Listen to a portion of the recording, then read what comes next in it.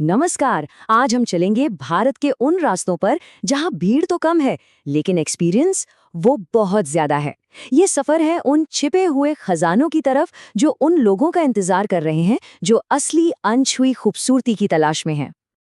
तो एक सवाल है, क्या कभी भीड़ भाड़ से दूर जाने का मन करता है? मुझे लगता है हम सबका जवाब हाँ ही होगा। हम सब कभी ना कभी उन मशहूर टूरिस्ट स्पॉट्स के शोर और भीड़ से भागकर किसी शांत कोने में जाना चाहते हैं, है कि नहीं? देखो, फर्क बिल्कुल साफ है। एक तरफ है हमारे जाने पहचाने टूरिस्ट स्पॉट्स, मतलब भीड़, शोर, धक्का मुक्की, और दूसरी तरफ ये छिपे हुए खजाने जहां सिर्फ शांति है और गजब की खूबसूरती। तो आज हमारी खोज इसी सुकून और ब्यूटी की होने वाली है। तो फिर तैयार है? चलिए अपनी यात्रा का पूरा प्लान देखते हैं। हम अपना सफर शुरू करेंगे नॉर्थ के शांत पहाड़ों से। फिर हम जाएंगे वेस्ट, जहां कल्चर और ब्यूटी का संगम है। उसके बाद हम बढ़ेंगे ईस्ट और नॉर्थ ईस्ट के अनछुए इलाकों की तरफ, और आखिर में हम खोजेंगे कुछ और अनोखे नेचुरल जेम्स। तो सबसे पहले चलिए चलते हैं उत्तर भारत की तरफ। सोच कर देखिए, ऊंचे ऊंचे पहाड़, झरनों की आवाज और हवा में एक अलग ही सुकून। सच कहूं तो किसी भी ट्रैवलर के लिए ये जगह जन्नत से कम नहीं है। हमारी पहली डेस्टिनेशन है उत्तराखंड का मावली।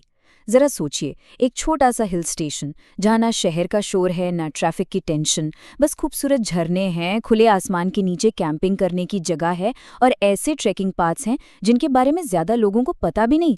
मतलब भागदौड़ भरी जिंदगी से एक परफेक्ट ब्रेक। और सच पूछो तो यही इस जगह की असली आत्मा है। यहाँ हर चीज, चाहे वो झरने हों, कैंपिंग हो या ट्रैकिंग, सब कुछ मिलकर एक सुकून भरा एक्सपीरियंस देती है। ये सिर्फ एक जगह नहीं है, ये एक फीलिंग है। चलिए अब उत्तराखंड से निकलते हैं और पहुंचते हैं हिमाचल प्रदेश के जुंडा में। यहाँ बर्फ से ढकी पहाड़ियों के साथ साथ आपको लोकल कल्चर की एक अनोखी झलक भी देखने को मिलेगी। कमाल का कॉम्बिनेशन है। और हाँ, जो लोग फोटोग्राफी के शौकीन हैं या ट्रैकिंग पसंद करते हैं, उनके लिए तो ये जगह किसी खजाने से कम नहीं है। हिमालय में ही हमारी अगली खोज है, सिक्किम का नखाल। यहाँ ट्रैकिंग करना पता है कैसा है? बिल्कुल मेडिटेशन जैसा। पहला स्टेप, उस ताज़ी ठंडी हवा में एक गहरी सांस लेना। दूसरा स्टेप, चारों तरफ जो बर्फीले नज़ारे हैं बस उनमें खो जाना।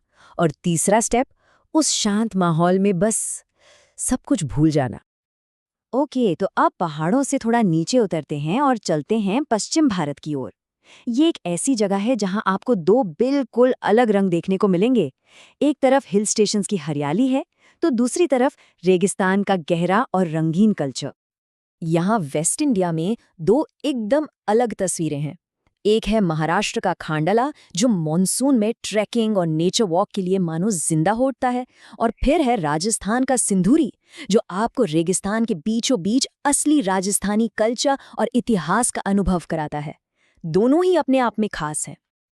चलिए अब हमारा सफर हमें इंडिया के उन हिस्सों में ले जा रहा है जहां ज्यादातर लोग नहीं पहुंचते, यानी ईस्ट और नॉर्थ ईस्ट। ये वो इलाका है जो अपनी अनछुई और थोड़ी रहस्यमयी खूबसूरती के लिए मशहूर है। तो शुरुआत करते हैं अरुणाचल प्रदेश की हप्पी डुंगरी से। जरा कल्पना कीजिए, शांत घाटियां, पुराने बौद्ध मठ और चारों तरफ घने हरे जंगल। ये जगह आपको नेचर से जुड़ने का एक बहुत गहरा मौका देती है। यहाँ की हवा में आपको एक साथ स्पिरिचुअलिटी और फ्रेशनेस दोनों महसूस होगी। हमारा अगला स्टॉप है झारखंड का दुर्गा पोखरा। अब ये उन जगहों में से है जो आपको आसानी से गूगल मैप्स पर भी नहीं मिलेगी। यहाँ आपको छोटे छोटे झरने, वाइल्ड लाइफ और लोकल कल्चर का एक ऐसा मिक्सचर मिलेगा जो इसे सच में एक हिडन जेम बनाता है। और फिर हम पहुँचते हैं मेघालय, बादलों के घर में, और जगह का नाम है चोलोंग। ऊंची ऊंची पहाड़ियाँ, साल भर ठंडा मौसम और एकदम शांत माहौल। आपको लगेगा जैसे किसी दूसरी ही दुनिया में आ गए हों। ये जगह शांत नेचर वॉक और सुकून भरी ट्रेकिंग के लिए एकदम परफेक्ट है। और अब आखिर में चलिए नजर डालते हैं भारत के कुछ और अलग अलग तरह के नेचुरल जेम्स पर। ये वो जगहें हैं जो हर नेचर लवर को एक ऐसा एक्सपीरियंस देंगी जिसे वो कभी भूल नहीं पाएगा। सबसे पहले केरल का वंगत। यहाँ आपको बैकवाटर्स और हरे भरे जंगलों के बीच लोकल लाइफ का एक बहुत ही यूनिक एक्सपीरियंस मिलेगा। शांत पानी में कैनोइंग करना हो, जंगलों में नेचर वॉक पर जाना हो या फिर फोटोग्राफी करनी हो, इन सब चीजों के लिए ये जगह किसी जन्नत से कम नहीं। हमारा सफर घूमकर एक बार फिर उत्तराखंड पहुंचता है, लेकिन इस बार जगह है पाकल। ये एक और शांत ट्रैकिंग लोकेशन है जो अपने सुंदर झरनों के लिए जानी जाती है। मतलब ये जगह उन नेचर लवर्स के लिए है जिन्हें बस शांति और सुकून चाहिए और कुछ नहीं। तो इस पूरी यात्रा का मतलब क्या निकला? शायद यही कि घूमने का असली मजा बड़ी बड़ी और फेमस जगहों की भीड़ में नहीं है। असली मजा तो इन छोटी शांत जगहों की नेचुरल ब्यूटी और सुकून में छिपा है। शायद असली खोज इसी को कहते हैं। तो इन सब खूबसूरत जगहों के बारे में जानने के बाद अब एक सवाल तो बनता है कि अगला सफर इनमें से किस हिडन जेम की तरफ होगा? और इसका जवाब जो भी हो, वही अगली एडवेंचर ट्रिप की शुरुआत होगी।